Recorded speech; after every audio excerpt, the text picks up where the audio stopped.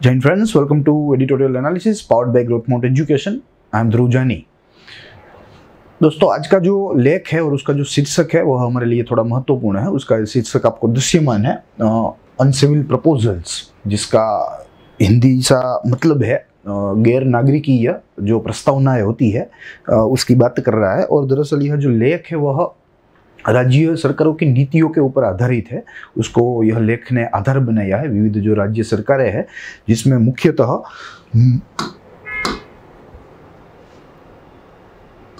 UP है प्रथम number पे और दूसरा है हरियाणा।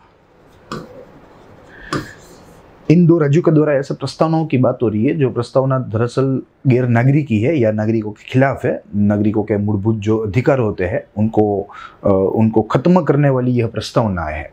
क्लियर? तो इसी के बारे में हम लोग आगे बात करेंगे। जैसे आपको पता ही है कि हमारा जो यह सेगमेंट है इसकी चर्चा हम लोग 3 बिंदु पर कर रहे हैं। पहला जो बिंदु होता है वह कंक्लूजन होता है, निष्कर्ष होता है किसी भी लेख का।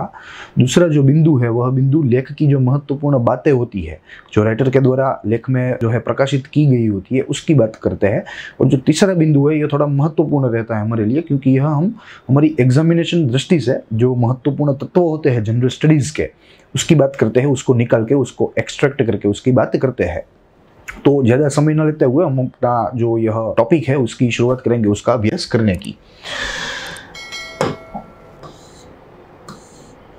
यह बिंदु आपको पता ही है, हम लोग यह बिंदु पे हमारा जो अभ्यास है वह आगे ले जाएंगे। तो देखिए, यह जो फोटोग्राफ है पूरे लेख का जो आज के द हिंदू में छपा है,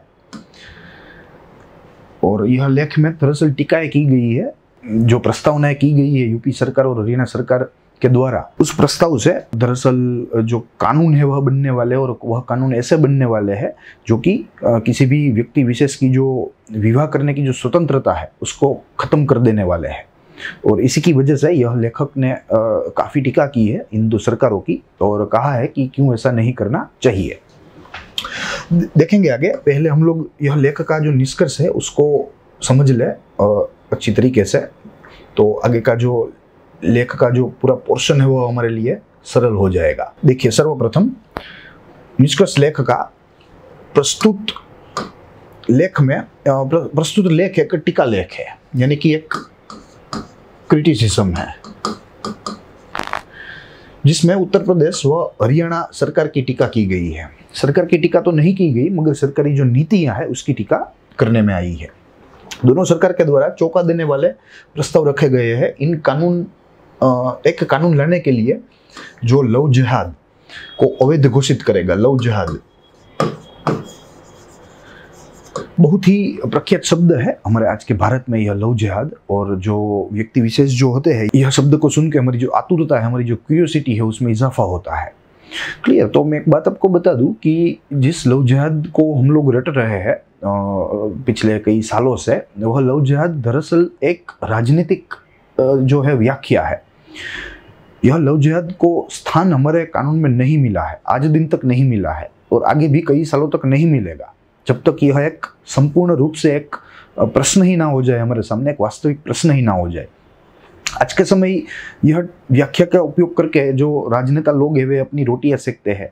जो राजकीय पक्ष है वे भी अपने प्रतिस्पर्धी को हराने के लिए इन सब सारी चीज़ों का इस्तेमाल करते हैं। क्लियर? तो कुल मिला के यह जो लव जिहाद है यह एक बाह्य व्याख्या है जो कि हमारे आज के भारत के कानून में इसका जो समावेशन है वह नहीं हुआ है।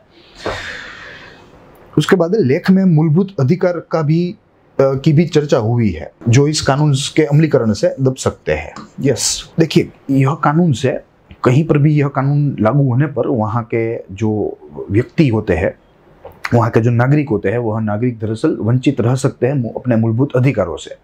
और मूलभूत अधिकारों में पहला जो मूलभूत अधिकार है वह है विवाह करने की स्वतंत्रता। एक बार आपकी उम्र जो पुख्त हो जाए, यानी कि एक बार आप मैच्योर हो जाओ, उसके बाद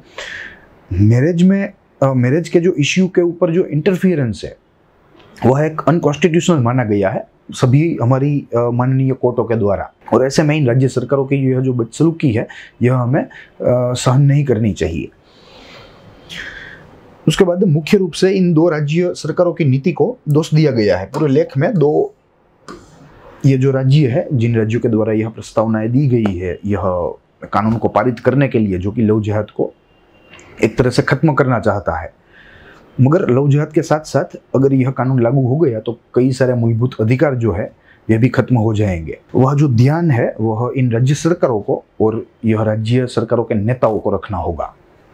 उसके बाद लेख की महत्वपूर्ण बातें अगर हम करें तो कई सारे बातें जो है वह इस लेख में की गई है। उसमें अगर हम शुरुआत करें तो पहली बात देखें कि यह कानून लाने की तैयारी जो ये दो राज्य कर रहे हैं, जो लव जिहाद को अवैध घोषित करेगा, वो एक खराब मिश्रण है। किसका खराब मिश्रण है? तो पेट्रियार्की का और कम्युनलिज्म का, यानी कि पितृ सत्ता और कौमवाद का।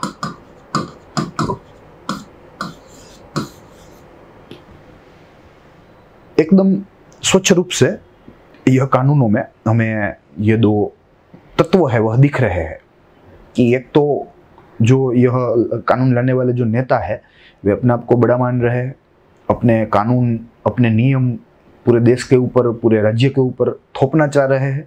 और दूसरी बात कौमवाद, ये एक बहुत बड़ा मुद्दा है जो आज तक भारत को खत्म करता आया है सिंस इंडिपेंडेंस। और वह जो देन थी वह ब्रिटिशरों की थी, मगर हम लोग वह जो लेगेसी है वह आज तक फॉलो करते आए हैं। हम लोग ये समझ नहीं पाए कि यह कम्युनलिज्म जो है वह उन लोगों ने अपने फायदे के लिए जो है जहर हमारे भारत में छोड़ा था, मगर आज दिन तक हम वह जहर को ज़्यादा से ज़्यादा जो है प्रोत्साहन दे रहे हैं। तो लेखक के मुताबिक यह जो प्रस्तावना है, यह प्रस्तावना दरअसल इन दो खराब चीज़ों से बनती है और यह दो खराब चीज़ जो है वह हमें उस प्रस्तावना में दिख रही है।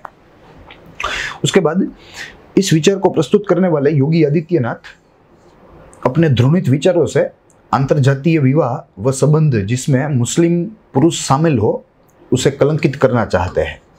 Yes, Yogi Adityanath is actually A propounder of this term love जिहाद। योगी आदित्यनाथ ने ही यह व्याख्या को टर्म किया था अपने राजनीतिक हितों के लिए या व्हाटसोएवर, क्लियर। मगर लेखक को लगता है कि ऐसे जो ध्रुवित विचार है मिस्टर योगी आदित्यनाथ के, वह दरअसल पूरी अंतरजातीय जो विवाह का जो व्यवस्था है उसको खत्म करने वाले हैं। और ऐसा भी माना जाता है कि योगी आदित्यनाथ जो है वह मुसलमानों से थोड़ा ज़्यादा ही जो है प्रेम करते हैं, यानी कि नफरत करते हैं। उसके बाद ऐसे कानून लाने का प्रत्यक्ष कारण ऐसा दिया गया है कि यह कानून हिंदू महिलाओं के हित सम्मान में है, जिसको मुस्लिम लड़कों से खतरा है जो प्रेम के नाम पर धर्म परिवर्तन करवाते हैं। इतना बड़ा देश है तो चंद मुद्दे तो रहेंगे ही रहेंगे, स्कैटर्ड जो है हमें इसका जो एविडेंस है वह मिलेंगे ही मिलेंगे। मगर जो इन लोगों के द्वारा जो प्रेजेंट हो रहा है, जिस साइज की बात कर रहे हैं ये लोग, जिस वॉल्यूम की बात कर रहे हैं, ऐसा कुछ नहीं है पूरे देश में। आप लोग कहीं भी घूम लो पूरे देश में, ऐसा कुछ नहीं है। मगर अपने राजकीय हितों के लिए, अपनी राजकीय रोटियों को सेकने के लिए ये लोग ऐसी नई नई बातें जो है वह अक्सर लाते हैं और पूरे विश्व का, पूरे देश का ध्यान जो है वह आकर्षित करते हैं।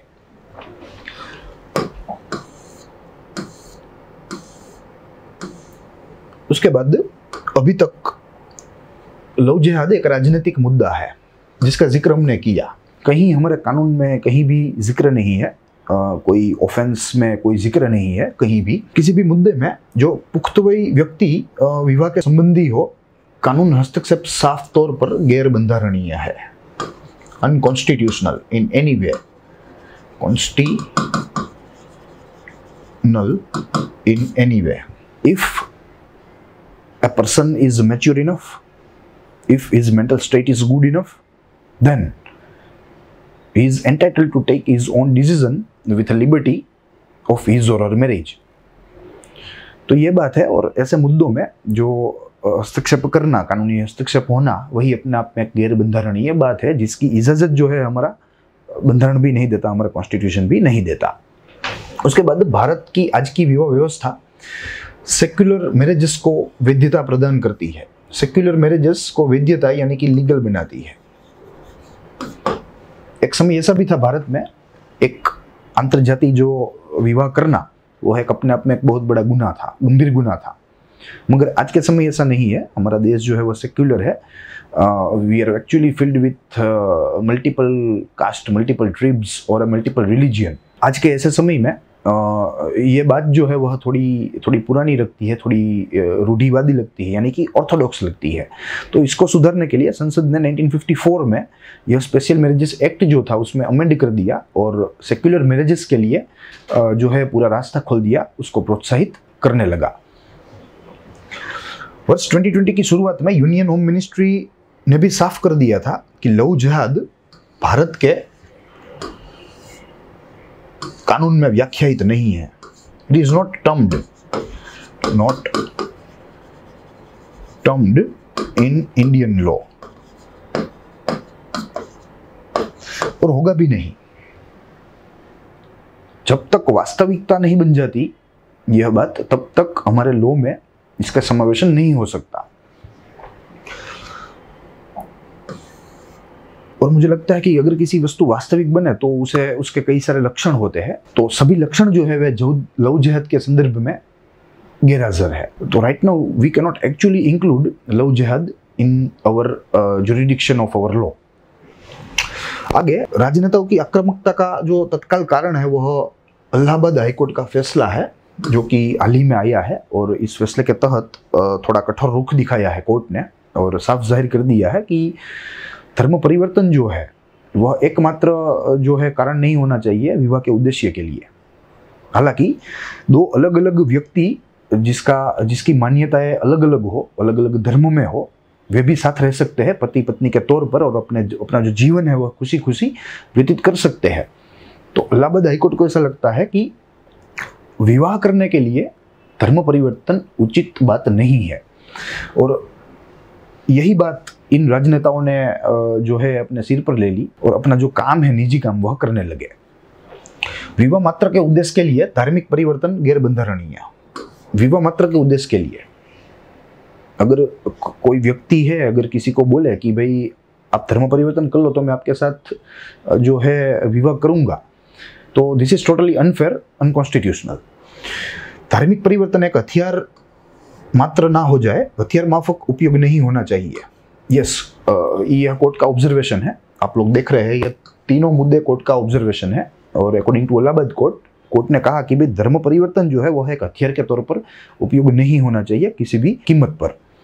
उसके बाद अंतर श्रद्धा विवाह में पति पत्नी अपनी मान्यता श्रद्धाएं बरकरार रख सकते हैं, जिसका जिक्र हमने किया कि सेक्युलर मैरिजेस होते ही इसलिए है कि किसी भी दो पक्षों में से किसी भी पक्ष की जो मान्यता है, श्रद्धा है, उसको ठेस ना पहुंचे। व्यक्ति विशेष जो है अपनी श्रद्धा के मुजब जो है अपनी मान्यता के मुजब रह सकता है और दोनों के बीच में जो है विवाह संबंध भी बने रह सकते हैं। यह थर्ड ऑब्जर्वेशन है। इस ऑब्जर्वेशन में इलाहाबाद हाईकोर्ट ने 2014 का एक मुद्दा था सुप्रीम कोर्ट का, जिसका रेफरेंस लिया है इलाहाबाद हाईकोर्ट ने। और तीसरा ऑब्जर्वेशन जो है वह सुनाया है कि पति पत्नी अलग अलग मान्यता वाले हो सकते हैं, उसमें क्या दिक्कत हो सकती है किसी को भी। उसके बाद हालांकि यह सिद्धांत का उपयोग किसी भी व्यक्तिगत स्वतंत्रता छीनने हेतु नहीं होना चाहिए। यह कोर्ट ने यह भी ऑब्जर्व किया कि यह बात तो ठीक है, मगर फिर भी यह सिद्धांत जो है उसका उपयोग जो है वह किसी व्यक्ति की स्वतंत्रता छीनने हेतु नहीं होना चाहिए।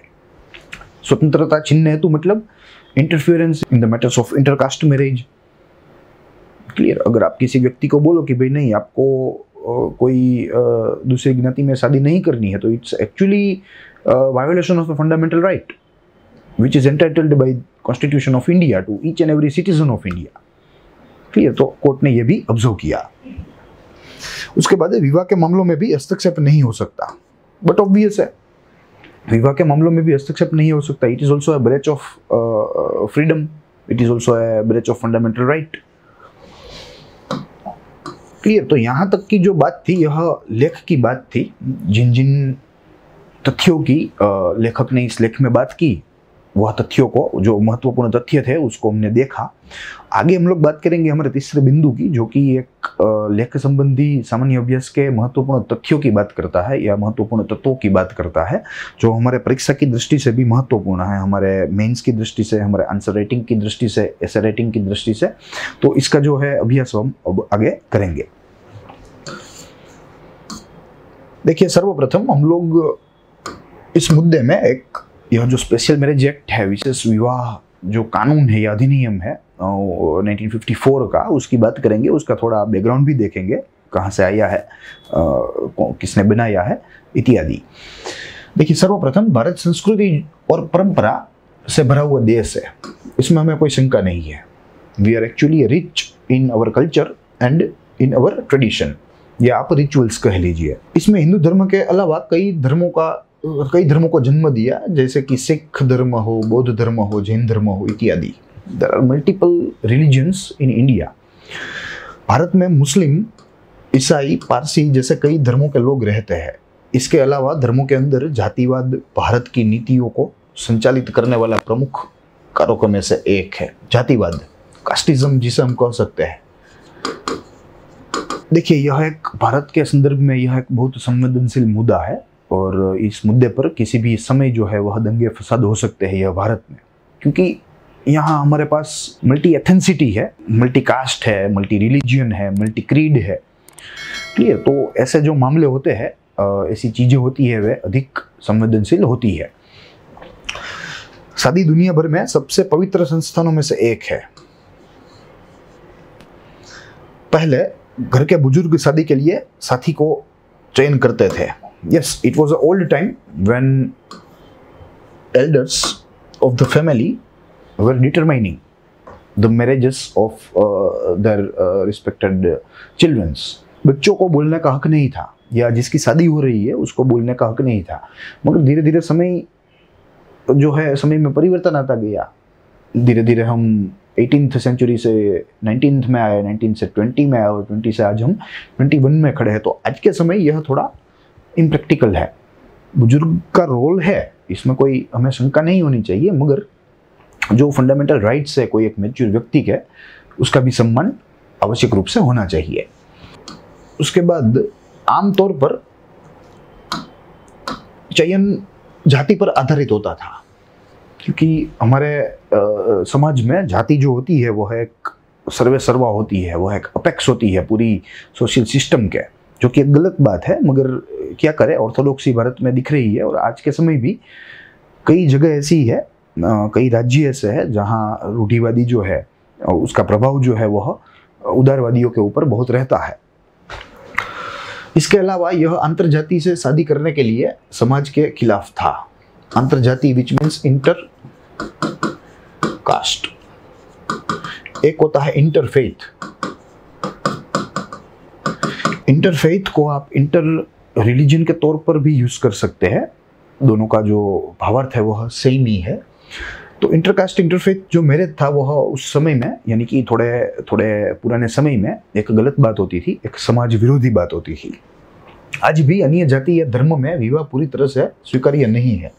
आज भी ऐसी कई जातियां हैं, ऐसे कई कुटुंब है जिन कुटुंबों को अपने जाति से, अपने कुटुंब से बाहर जो शादियां है वह अस्वीकार्य है। वे लोग उसको जो है एक्सेप्ट नहीं कर पाते। भले ही हमारे पास अंतरजातीय या अंतरधर्म विवाह को विनियमित करने के लिए उचित विधान है, विधान which means law. We have special marriages act 1954। फिर भी जो घर का मुखिया होता है आखिर में उसकी ही चलती है। अगर वो एक बार ना कह दे then just anyone just can't do anything. तो कुछ इस तरह हमारे देश में अंतरजातीय अंतरधर्म विवाह को फैसिलिटेट करने वाले लॉ है, उसको बैकअप करने वाले लॉ है, उसको वैधता दिलाने वाले लॉ है। फिर भी हम लोग जो है वह उसका उपयोग जो है वह पूर्ण रूप से कर नहीं पाते, because there is some sense of orthodox still. उसके बाद अगर हम हिस्ट्री की बात करें यह कानून की, तो 1872 में एच.एस. मेनी ने अधिनियम 3 यानी कि एक्ट 3 की शुरुआत की, जिसने असंतुष्टों को विवाह करने की अनुमति दी। जो भी वे नए विवाह कानून के तहत चुनते थे। असंतुष्ट इन द सेंस कि जो व्यक्ति विशेष खुश ना हो कि ऐसा नहीं होना चाहिए कि ज्ञाति के बाहर, जाति के बाहर, अलग धर्म में विवाह जो है वह वैध होना चाहिए। ऐसे असंतुष्ट लोगों के लिए यह जो कानून था वह बनाया गया कि भाई आप अब चुन लो आपके जीवन साथी को, किसी भी जाति में से, किसी भी धर्म में से, कोई दिक्कत नहीं है। लेकिन ये काफ़ी नहीं था, ये नाकाफ़ी था। इसलिए 1954 में संसद ने भारत में विवाह के विशेष रूप के पंजीकरण यानी कि रजिस्ट्रेशन और सत्यापन यानी कि वैलिडेशन के लिए विशेष विवाह अधिनियम 1954 को लागू कर दिया।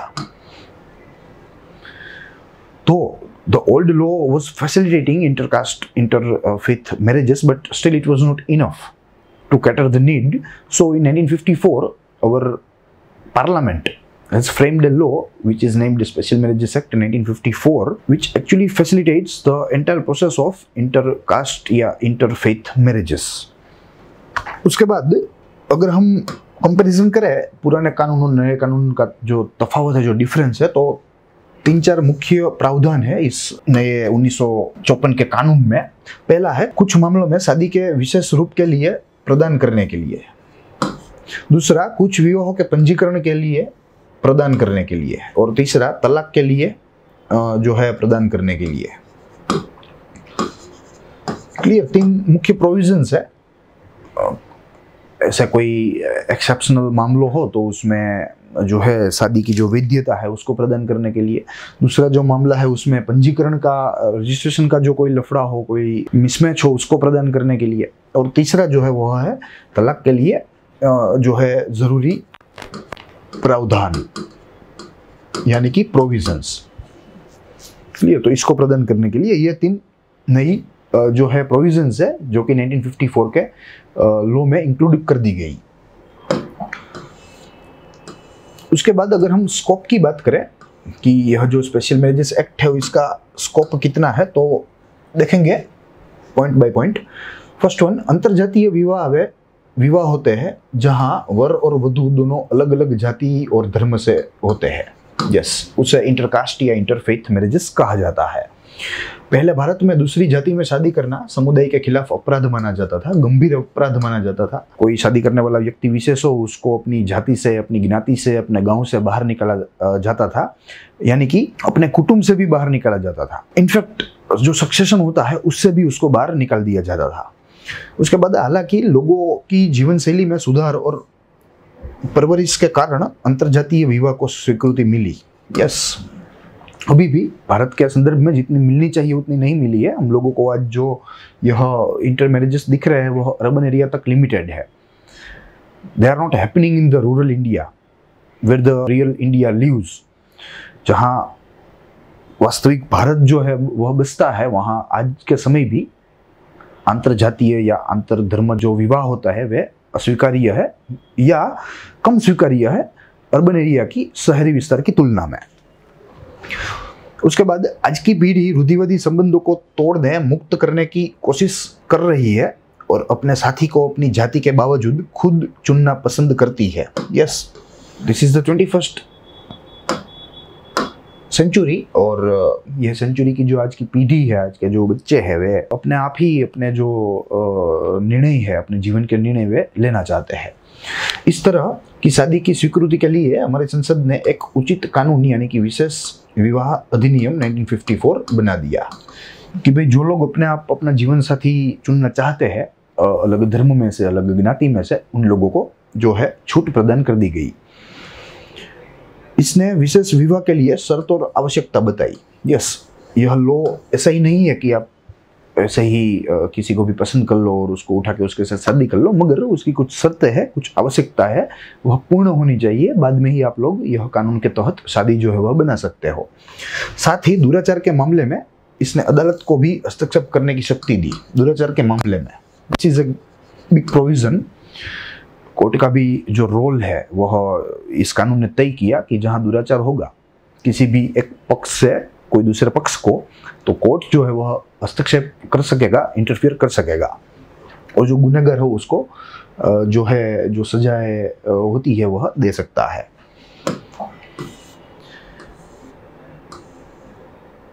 ये बात स्कॉप की थी। अब आगे देखेंगे कि actually what is special marriages act 1954।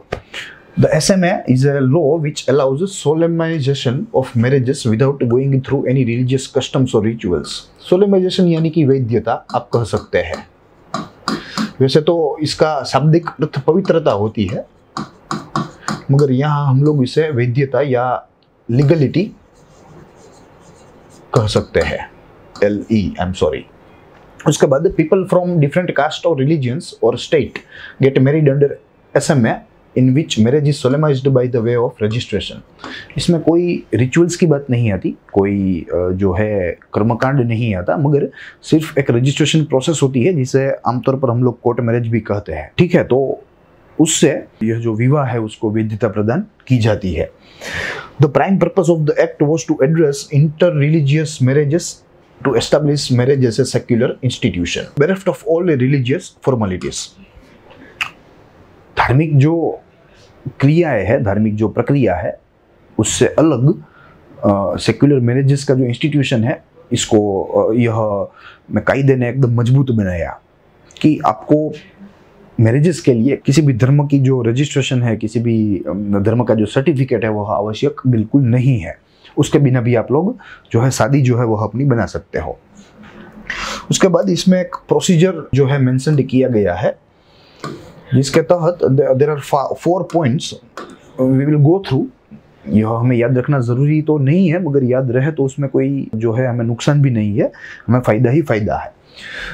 पहला, one of the parties to the marriage has to give a notice of the intended marriage to the marriage officer of the district where at least one of the party of the marriage has resided for at least 30 days immediately prior to the date on which such notice is given। Clear? तो किसी भी एक पक्ष को जो जिला का जो विवाह अधिकारी होता है उसको एक जो है नोटिस देनी होगी, और वह नोटिस देने के समय कोई एक पक्ष को यह जिले में रहना अनिवार्य है। इसका जो है हमें माप भी दिया गया है, एटलीस्ट न्यूनतम 30 दिनों के लिए। उसके बाद such notice is then entered in the marriage notice book and the marriage officer publishes a notice of marriage at some conspicuous place in his office। The notice of the marriage published by the marriage officer include the details of the parties like name, date of birth, age, occupation, parents' name and details, address, pin code, identity information, phone number, etc। Clear? तो यह एक notice में पूरा का पूरा जो है data रहता है दोनों पक्षों के माँ बापों का, दोनों पक्षों का जो है एड्रेस वो भी रहता है, कॉन्टैक्ट नंबर भी रहता है, सब कुछ जो है वह नोटिस में जो है एकदम सूची में बना रहता है। उसके बाद anybody can then raise objection to the marriage on various grounds provided under the act. If no objection is raised within 30 day period, then the marriage can be solemnized। If objections are raised, then the marriage officer has to inquire into the objection, after which he will decide whether or not to solemnize the marriage। Yes, एक बार विवाह officer, विवाह अधिकारी के द्वारा जैसे ही notice आ जाए और 30 दिनों में अगर कोई आपत्ति ना ले वह पर्टिकुलर विवाह के बारे में, तो यह जो विवाह है वह संपन्न हो सकते हैं 100%। मगर अगर किसी ने किसी पक्ष के माँ बाप ने, जनरली जो लेडी होती है उसके जो माँ बाप होते हैं, उन लोगों के द्वारा जो आपत्ति जताई जाती है, तो ऐसे केस में विवाह ऑफिसर जो होते हैं, विवाह अधिकारी जो होते हैं, वे लोग पूरे मुद्दे को सुनेंगे और अपनी विवेक बुद्धि से वे आगे फैसला करेंगे कि अब जो है यह जो विवाह है उसको मान्यता हमें प्रदान करनी होगी कि नहीं करनी होगी। यह सब विवाह ऑफिसर के हाथ में होता है, वह पर्टिकुलर डिस्ट्रिक्ट के। क्लियर? तो this was the entire session जिसमें हमने पूरे लेख की बात की, लेख में दिए गए महत्वपूर्ण जो तथ्य थे उसकी भी बात की, और उसके बाद हमने जो सिविल मैरिजेस एक्ट है उसको देखा कि आज का जो एक्ट है वह कब अमेंड हुआ था, कौन कौन सी उसमें प्रोविजंस थी, प्रावधान थे, जो मूलभूत एक्ट था वह किसके द्वारा पारित हुआ था, कौन से साल में पारित हुआ था, उसमें क्या दिक्कतें थी। तो यह पूरे सेशन में हमने एकदम व्यवस्थित पूरा लेख देखा और लेख के बाद उससे संबंधित जो जीएस के जो तथ्य थे उसकी भी बात की। आज के सेशन में इतना ही, नेक्स्ट सेशन में मिलेंगे नए अभ्यास के साथ, नई विषय के साथ। तो till then stay tuned, stay safe, stay watching growth mount UPSC.